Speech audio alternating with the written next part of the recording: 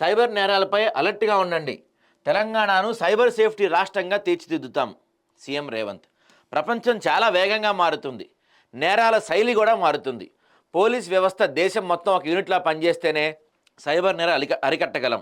తెలంగాణలో ప్రత్యేకమైన cyber security bureau ఏర్పాటు చేశాం. సైబర్ నేరాల నియంత్రణలో తెలంగాణ రోల్ మోడల్గా నిలుస్తుంది. సొమ్ము రికవరీల్లో సైబరాబాద్ పోలీసులు ముందంజలో ఉన్నారు. ఇదంతా శుద్ధ అబద్ధం, శుద్ధ తప్పు. ఇదంతా ఏం చెప్తుందంతా తెలంగాణలో ఉన్నమాట వాస్తవమే. మనకి తెలంగాణలో దేశంలో ఎక్కడా లేనంత ఈ పర్టికులర్గా ఈ సైబర్ వాటి గురించి, సైబర్ నేరాల గురించి కావచ్చు, ఈ సైబర్ అప్డేట్స్ గురించి తెలంగాణలో మంచి మంచి సాఫ్ట్వేర్స్ ఉన్నాయి. ఎవరు లేనంత స్కిల్ఫుల్ పీపుల్ ఉన్నారు. కానీ చేసేవాడు ఎవడు? ఎవడు చేసేవాడు ఎవడు? దీని గురించి చెప్పేవాడు ఎవడు? ఎంతమంది ఉన్నారు టీము? సైబర్ నేరం జరిగితే వెంటనే స్పందించి చర్యలు తీసుకుంటున్నా ఎంతమంది ఉన్నారు టీం? హ్యాకర్స్ ఎంతమంది ఉన్నారు? లేకపోతే వెరిఫికేషన్ డిపార్ట్మెంట్స్ ఎంతమంది ఉన్నారు? దానికి సంబంధించిన వాళ్ళు ఎంతమంది ఉన్నారు? ఎవ్వరూ లేరు. చాలా పాయింట్ ఎక్కడో తక్కువ. మొన్న రీసెంట్గా ఒక ఉదాహరణ చెప్తాను నీకు. మాదే ఉందండి. ఏడదాకా ఎందుకు, ఎవరి గురించో ఎందుకు, మా గురించే చెప్పుకుంటాం మేము. ఇది మా ట్విట్టర్ హ్యాండిల్ అండి. ఇది మేము బోల్డ్ డబ్బులు పెట్టి బ్లూటిక్ కూడా కొన్నాం దీనికోసం. ఎంత 7,000 ఎంతో చిల్లర పెట్టి బ్లూటిక్ కూడా కొనుక్కున్నాం మేము. అయితే ఎవడో ఒక బాగా తెలివైన వాడు, తోపు ఎవడో మా దాన్ని హ్యాక్ చేశాడు. ఇదిగో హ్యాక్ చేసి వాడు పోస్టులు పెడుతున్నాడు. February 18th వాళ్ళ డేట్ ఎంత, 19th వాళ్ళు ఇంకా వాళ్ళు లేచినట్లేడు. Feb 18th నిన్న ఒక పోస్ట్ పడింది. రోజు పోస్టులు పెడతానే ఉన్నాడు. చూశారుగా, ఇదిగో రోజు పోస్టులు పెడతానే ఉన్నాడు. మా ట్విట్టర్ని హ్యాక్ చేశారు. ఎవరు చేశారో తెలియదు కానీ మా ట్విట్టర్ని, మా కొన్ని వాటిని హ్యాక్ చేసే ప్రయత్నం చేశారు. కొన్ని సక్సెస్ అయ్యారు, కొన్ని చేయలేకపోయారు, వేరే విషయం అది. సో దీని గురించి మేము ఏం చేసాం, వెంటనే విత్ ఇన్ నో టైం, అంటే కనీసం ఒక 3-4 hours లోపుగానే మేము ఇది తెలుసుకొని వెంటనే, ఎందుకంటే గోల్డెన్ అవర్ అని ఉంటాయి, గోల్డెన్ టైం అని ఉంటుంది అని చెప్తున్నారు కాబట్టి సైబర్ క్రైమ్ వాళ్ళు, అరే నిజంగానే మనం ఈ గోల్డెన్ అవర్ లోపు ఒకవేళ ఏమన్నా కంప్లైంట్ చేస్తే పట్టించుకుంటారేమో అని చెప్పి దీనిపైన మేము సైబర్ క్రైమ్లో కంప్లైంట్ చేసాం. సైబర్ క్రైమ్ కంప్లైంట్ ట్విట్టర్ వాడికి మెయిల్ పెట్టాం, ట్విట్టర్ వాడికి సపోర్ట్ చేసాం. ట్విట్టర్ వాడు పట్టించుకోవట్లేదు, అది వేరే విషయం. వాడికి డబ్బులు కావాలంతే, హ్యాక్ అయితే ఏంది ఏమైతే ఏంది, కానీ ట్విట్టర్ వాడు పట్టించుకోవట్లా. సో సరే, సైబర్ క్రైమ్ డిపార్ట్మెంట్ ఉంది కదా, సైబరాబాద్ పోలీసులు ఉన్నారు కదా, చెప్తున్నారు కదా మేము తోపు తురుములో ఏమన్నా అయితే వెంటనే స్పందిస్తాము, మీరు గోల్డెన్ అవర్లో కంప్లైంట్ చేయండి అని చెప్తున్నారని చెప్పారు. కానీ మేము వెంటనే కంప్లైంట్ చేసాం. ఇవాళ ఎంత అండి డేట్?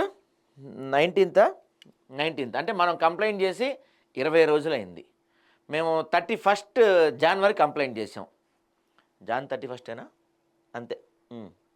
Jan 31, Feb 1 మేము కంప్లైంట్ చేసాం. 20 days అయింది ఇప్పటి వరకు. ఎవ్వరు పట్టించుకోవాలా. దీన్ని ఏమంటారు, మీరు వెళ్ళి లోకల్ పోలీస్ స్టేషన్లో ఎఫ్ఐఆర్ ఫైల్ చేసి రమ్మంటారు. సైబర్ క్రైమ్లో కంప్లైంట్ చేస్తే ఆన్లైన్ దీనికి వీళ్ళు ఒక యాప్ ఇచ్చారు కదా, ఒక వెబ్సైట్ ఇచ్చారు కదా, ఆ వెబ్సైట్లో మేము కంప్లైంట్ చేసాం, రిజిస్టర్ చేసాం, మొత్తం చేస్తే మనల్ని ఏమంటున్నారు, వెళ్ళి మీరు సైబర్ లోకల్ పోలీస్ స్టేషన్లో మీకు దగ్గరగా ఉండేది మనకి ఓయూ పోలీస్ స్టేషన్ ఉంటుంది కాబట్టి లోకల్ పోలీస్ స్టేషన్కి వెళ్ళి ఎఫ్ఐఆర్ ఫైల్ చేసి రండి అన్నారు. సరే, మనం అంటే ఈ రిపోర్టింగ్ ఫీల్డ్లో ఉన్నాం, తిరుగుతూ ఉంటాం, మనం ఫైల్ చేస్తాం అనేది పక్కన పెడితే ఒక సామాన్యుడికి ఇదే పరిస్థితి ఎదురైంది. నేను ఒక ఎగ్జాంపుల్ చెప్తున్నా. ఒకడు మన అదేంటి మొబిక్విక్ అనే ఒక వ్యాలెట్ వాడుతున్నాడు. సో వాడికి ఏదో ఫోన్ వచ్చింది, సార్ మీ దాంట్లో మింత్రా యాప్ నుంచి ఒక అనాథరైజ్డ్ అంటే ఒక ట్రాన్సాక్షన్ జరుగుతుంది, మాకెందుకో ఈ ట్రాన్సాక్షన్ ఫేక్లా అనిపిస్తుంది, మీరు ఈ ట్రాన్సాక్షన్ మీరు చేశారా లేదా అని అడిగారు. ఒక ఏఐ వాయిస్ వచ్చింది.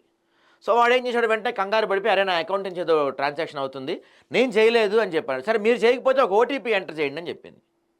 వాడు ఓటీపీ ఎంటర్ చేశాడు. రాంగ్ ఓటీపీ ఎంటర్ చేశారు, మళ్ళీ ఓటీపీ వచ్చింది, మళ్ళీ ఎంటర్ చేయండి అంది. మళ్ళీ ఓటీపీ ఎంటర్ చేశాడు. టప్ప 2,000 కట్ అయిపోయినాయి. అదొక 1,000 ఇదొక 1,000, 2,000 కట్ అయిపోయినాయి.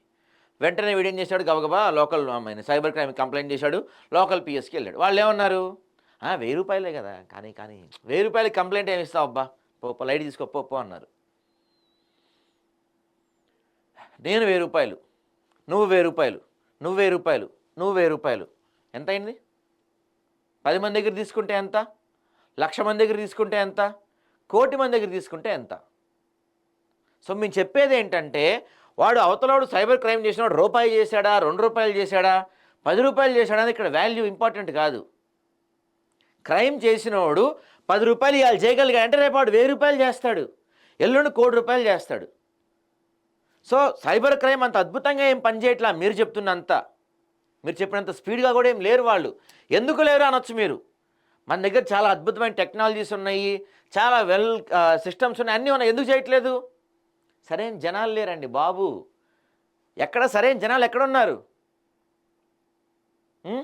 ఆ మధ్య కేసీఆర్ వీళ్ళంతా ఏం చేశారు, పోలీస్ రిక్రూట్మెంట్ పెట్టి ఈ ఎక్కువ దూకే సైజు మన ఈ ఫిజికల్ ఫిట్నెస్ టెస్టుల్లో ఈ లాంగ్ జంప్ సైజు పెంచారు.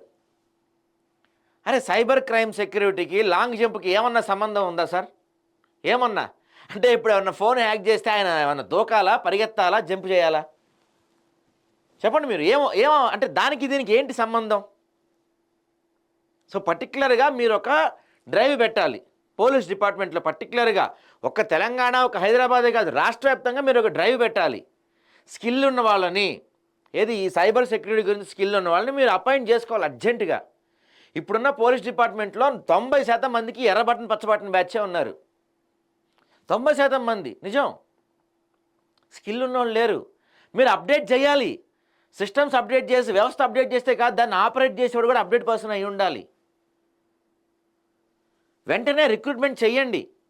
చాలామంది నిరుద్యోగులు ఖాళీగా ఉన్నారు. దీనికి దేహదారుఢ్యం అవసరం లేదు. ఏమంటారు ఈ దేహదారుఢ్యాన్ని ఇంగ్లీష్లో ఏమంటారు అబ్బా, ఏదో మర్చిపోయా, ఏదో ఫిజికల్ టెస్టులు పెడతారు కదా, రైట్.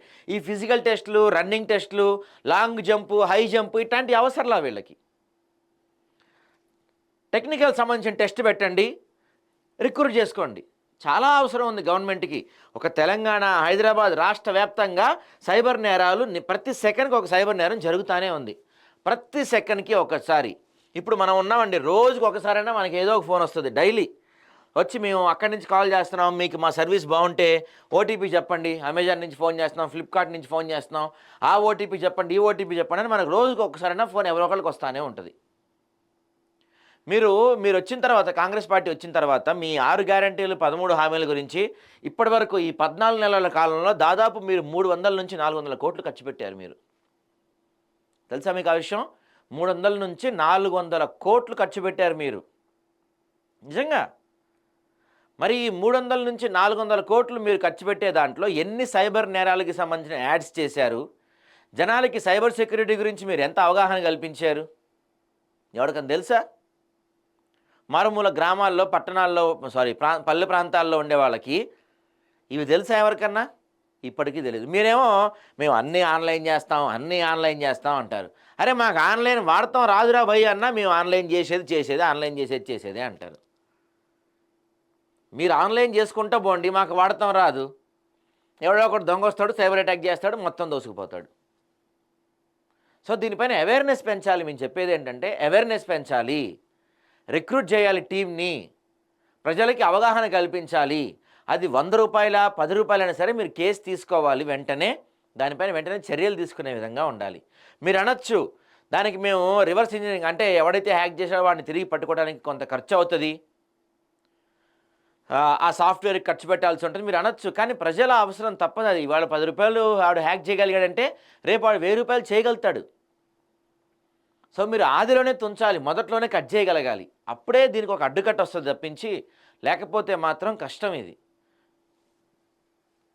ఇంకేమంటున్నారు? డీప్ ఫేక్తో వైషమ్యాలు సృష్టించే కుట్రలు తిప్పికొట్టాలి.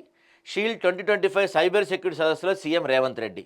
నిజంగా ఎవరి దగ్గర లేనంత అత్యాధునిక టెక్నాలజీ హైదరాబాద్ పోలీసుల సొంతం. మీకు ఈ విషయం తెలుసా? ఢిల్లీలో కావచ్చు, ముంబైలో కావచ్చు, బెంగళూరులో, దేశంలో జరిగే దాదాపు చాలా క్రైమ్స్ వాటికి పెద్ద ఈ డీప్ ఫేక్ లాంటివి కావచ్చు, సైబర్ అటాక్స్ కావచ్చు, వాళ్ళందరూ మన హైదరాబాద్ వాళ్ళ సలహానే తీసుకుంటారు. అంత స్ట్రాంగ్ టీం ఉంది మనకి. దాన్ని స్ట్రెంగ్తెన్ చేయండి. మేము చెప్పేది అదే, దాన్ని మీరు స్ట్రెంగ్తెన్ చేయాలి.